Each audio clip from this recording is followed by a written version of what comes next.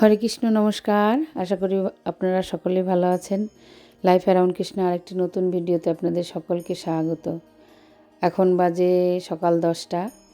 আমি ভগবানের সেবা পুজো হয়ে গেছে। আমরা এখন একটু যাচ্ছি তাহেরপুরে, আমি আর মেমের বুড়ো। আমরা দুজনেই যাচ্ছি। প্রথমে মনে করেছিলাম যাব না, কিন্তু কেননা আমি আজ পর্যন্ত কোনো দিন রাজনৈতিক কোনো মিটিংয়েও যাইনি, কোথাও যাই না, আর আমার এসব পছন্দও হয় না। কিন্তু ওই মানুষটাকে দেখার বড্ড ইচ্ছা আমার। এত কাছে আসছে, এই চান্স কি ছাড়া যায়? তাই আমরা ভিভিআইপি কার্ড পেয়েছি দুটো, আমার দেওর দিয়েছে। এই কার্ড অনেকেই পায় না, কিন্তু যেহেতু কার্ড পেয়েছে তাহলে আমি সামনে গিয়ে বসতে পারবো। ওই ভিড়ের মধ্যে যেতে ভয় করে, তাই আমাদের যেতেই আগে আমাদের গেটে আটকে দিল। তারপরে আমাদের কার্ড দেখানোর পরে রাস্তায় ছাড়লো, নাহলে ওই রাস্তায় শুধু মন্ত্রী আর প্রেসের লোকেরা ঢুকছিল 14 নম্বর রাস্তায়।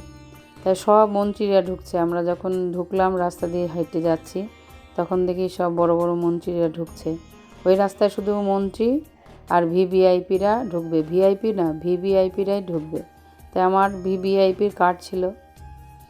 কিছু নিয়ে যেতে দেবে না, আগের থেকে বলে দিয়েছিল আমার দেওর, যে ওই রাস্তায় কিচ্ছু নিয়ে যেতে দেবে না, জলের বোতল থেকে আরম্ভ করে কিচ্ছু না, কোনো ব্যাগ ট্যাগ না। একটা ব্যাগ নিয়েছিলাম, পুলিশ সেটাও ফেলে দিয়েছে, শুধু একটা পয়সার ব্যাগ আর মোবাইল।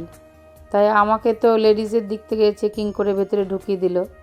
তাই আমি গিয়ে প্রেসের লোকরা যেখানে বসেছে ঠিক পাশে তার ভিভিআইপির যেসব চেয়ারগুলো আছে, যে বড় বড় সোফাগুলো, তো দুটো চেয়ারের পরেই আমি বসেছি গিয়ে। আর খানিকক্ষণ পরে ওর বাবা ফোন করছে, তুমি কোথায়? আমি বলছি আমি বসে আছি। ও ফোন করছি, ওর বাবা, এত ভিড়, ভিভিআইপি কার্ড থাকা সত্ত্বেও ওর বাবা ঢুকতেই পারেনি। আর যেহেতু ঢুকতে পারেনি, এত ভিড়, বাইরে লোক, হাজার হাজার লোকের ভিড়, ভেতরে আর জায়গা নেই, পুরো ফুল হয়ে গেছে, ভিভিআইপি কার্ডেরও কোনো জায়গা নেই। তারপরে পুরো গেট বন্ধ করে দিয়েছে পুলিশ। তারপরে ওর বাবা আর কী করবে, তারপরে মেমের বুড়ো তারপরে আবার বাড়ি ফিরে এসছে। আর আমি একা, আমার এত খারাপ লাগছে, আমি একা কী করব এতক্ষণ। তারপরে একের পর এক সব বক্তৃতা দিচ্ছিল। আসলে আমি রাজনীতি বিষয়ে কিছু বুঝিও না, জানিও না, আমি কোনো দিন নিউজও দেখি না।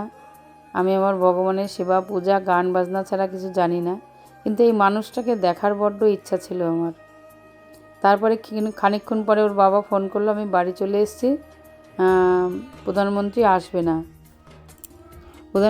আসবে না, কেননা ওয়েদার খারাপের জন্যে উনি আমাদের তাহিরপুরে এসেও ঘুরে গেছে, ল্যান্ড করতে পারেনি, নিচে নামতে পারেনি। আমার শোনার পরে ওর বাবা আমাকে ফোন করে বলল, কিন্তু আশেপাশের লোকরা কেউ বিশ্বাস করছে না, কারণ স্টেজে দেখছে সব তৎপরতা, এদিক থেকে এদিক দৌড়াচ্ছে সব মানুষ, এদিক থেকে ওদিক দৌড়াচ্ছে সব, এদিকে ঠিক করছে ওদিক ঠিক করছে, কিন্তু সবাই মনে করছে আসবে। কিন্তু ওর বাবা বাড়ি থেকে নিউজ দেখে বলল, মোদিজি আর আসবে না, তুমি বেরিয়ে আসো।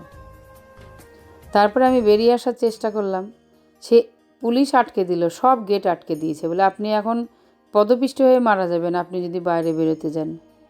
কিছুতেই আমাকে বেরোতে দিল না। আমি তো জানি মোদিজি আর আসবে না, ওরা বিশ্বাস করছে না, আশেপাশের লোকরা জানে, সবাই বসে আছে যে মোদিজি আসবে। তারপরে আমি অনেকবার চেষ্টা করেছি বাইরে বেরোনোর, কিন্তু কিছুতেই আমি বাইরে বেরোতে পারিনি। তারপরে একের পর সব মন্ত্রীরা সব ভাষণ দিচ্ছিল। আমার একটা ভালোই হয়েছে কাজ, ওখানে বসে আমার কমপ্লিট হয়ে গেছে, প্রচুর মালা জপ করতে পেরেছি। ওখানে বসে বসে আমার মালা জপটা খুব সুন্দর হয়েছে, আর কিছু হোক আর না হোক। বসে বসে আরামদায়ক চেয়ারে বসেছি, বসে আমি খুব ভালো করে জপ করেছি। আর তারপরে যেই শুনলাম যে মোদিজি আসবে না, তারপরে সব অ্যানাউন্স করে দিল।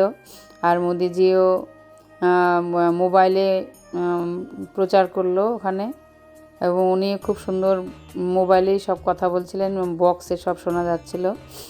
তারপরে ভার্চুয়াল মিটিংয়ের মতন হয়েছে। তারপরে সব বেরিয়ে এসছে সব লোকজন। তারপরে আস্তে আস্তে বেরিয়ে যেতে যেতে একটা খুব সুন্দর ব্যাপার ঘটেছে আমার মধ্যে। আমার নিজের এলাকায়, এইখানেই আমার জন্মস্থান, অথচ আমি নিজের এলাকায় আমি নিজের রাস্তা ভুলে গেছি। ভিড়ের চাপে ঠেলতে কোথায় নিয়ে গেছে আমি রাস্তা ভুলে গেছি। তারপরে তাহিরপুরের শেষ মাথায় চলে গেছি আমি ঠেলতে। তারপরে লোকজনকে জিজ্ঞেস করতে তারপরে আমার বাপের বাড়ি গেছি। তারপরে মানে আধ ঘন্টা ধরে হেঁটে হেঁটে আমি ক্লান্ত হয়ে গেছি। তারপরে এই যে পুচকিগুলোর সাথে খানিকক্ষণ খেলা করে শুয়ে থাকলাম। টুকটাক খেলাম, খেয়ে তারপরে ওদের সাথে একটু খেলা করে এখন আমি বাপের বাড়িতে গিয়ে আমার ভাইয়ের ঘরে শুয়ে থাকলাম। তারপরে আবার আমার মেমকে বললাম তুই এসে আমাকে নিয়ে যা। তারপরে মেম গিয়ে আবার স্কুটি করে সন্ধ্যের সময় গিয়ে আমাকে বাড়িতে নিয়ে এসছে। এসে আবার বাড়িতে এসে রুটি করলাম, বেগুন পোড়ালাম, বেগুন মেখে ভগবানকে রুটি, মিষ্টি, বেগুন পোড়া দিয়ে রুটি দিলাম। মনের মধ্যে একটা আফসোস থেকেই গেল, মানুষটাকে দেখতে পারলাম না। কোনো দিন কোথাও যাই না, কোনো মিটিংয়ে যাই না, এই প্রথম গেলাম, অথচ আমার কপালে নেই।